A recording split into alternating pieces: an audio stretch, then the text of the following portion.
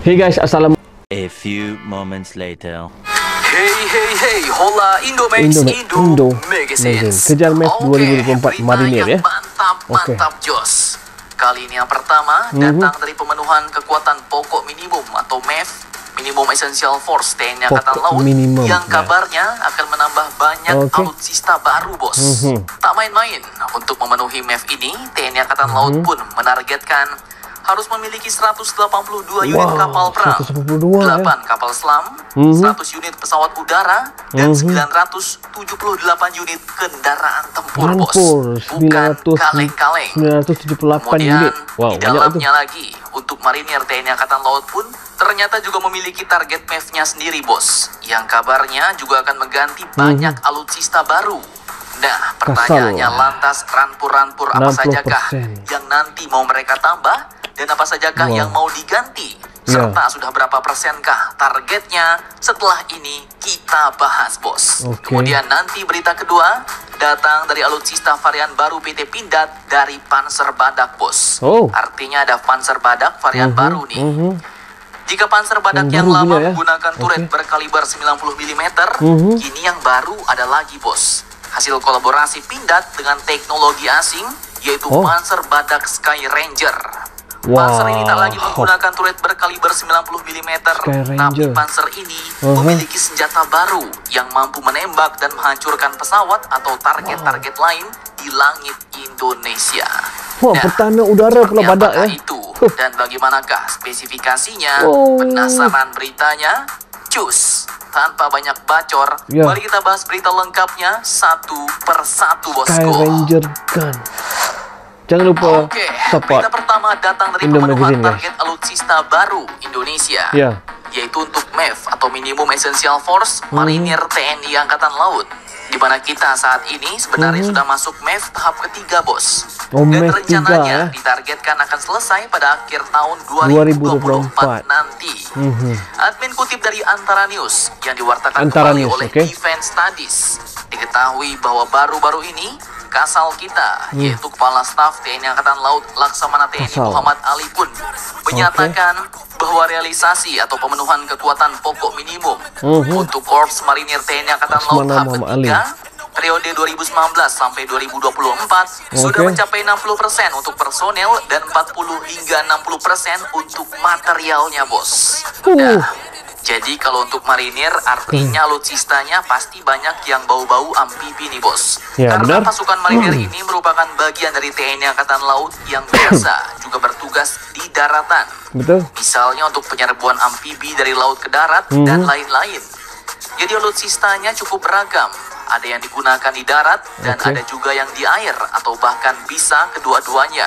Dan terkait hal ini, pada Minggu 21 Mei 2023 kemarin, Kasal TNI Muhammad Ali di Kesatriaan Marinir Cilandak, Jakarta kemarin pun menjelaskan bahwa TNI Angkatan Laut bakal mengganti beberapa kendaraan tempur atau ranpur dari Korps Marinir dan melengkapi perlengkapan prajurit demi memenuhi kekuatan pokok minimum di lingkungan marinir, bos.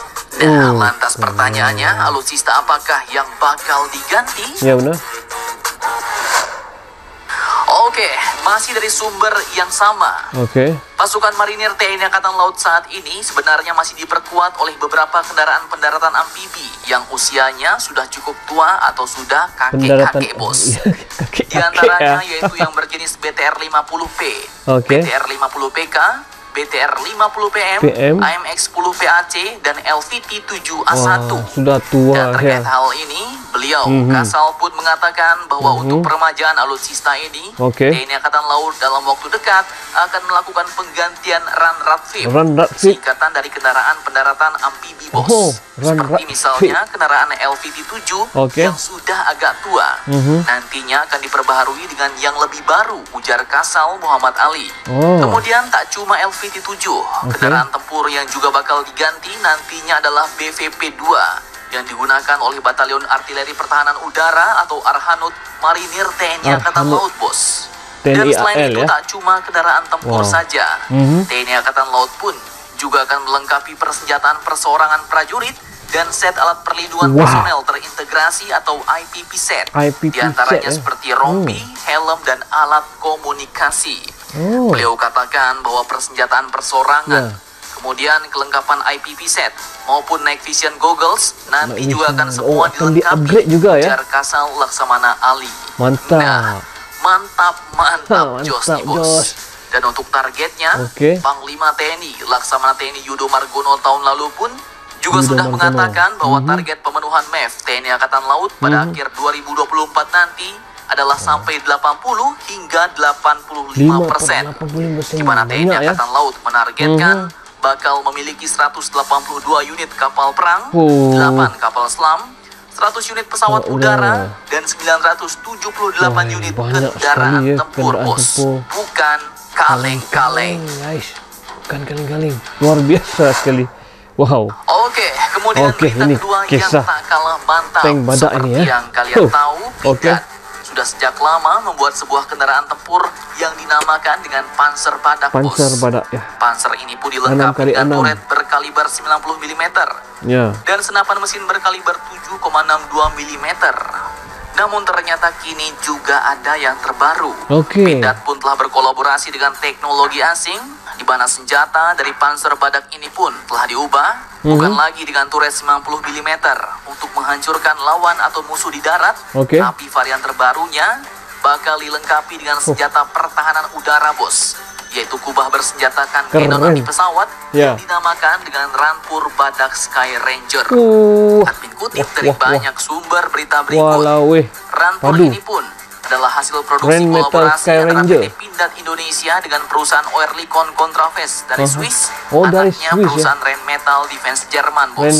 Kolaborasi ini pun menghasilkan Badak Sky Ranger yang dipasangi dengan sistem pertahanan udara yang meliputi sensor pelacakan elektrooptik yang secara otomatis dapat melacak target yang ditetapkan baik oleh pusat kendali, radar eksternal maupun target yang diperoleh oleh sensornya sendiri, bos.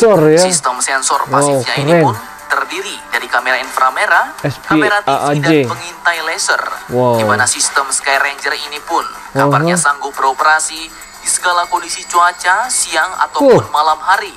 Dan sebagai eksekutornya dipasanglah senjata berupa kanon tunggal berkaliber 35 mm dengan amunisi AHID, singkatan dari Advanced Hit Efficiency and Destruction. Senjata ini pun disebut efektif terhadap target udara kecil dan bergerak cepat, baik drone, pesawat terbang, helikopter, bahkan juga untuk menembak rudal yang datang, bos. Di mana jarak tembak efektifnya adalah sekitar 4 km atau 4.000 meter. Dan sistem senjata Sky Ranger ini pun juga efektif terhadap target darat dan dapat digunakan sebagai senjata pendukung tembakan. Nah, makin lama makin mantap jos, bos. Jadi bagaimana menurut kalian?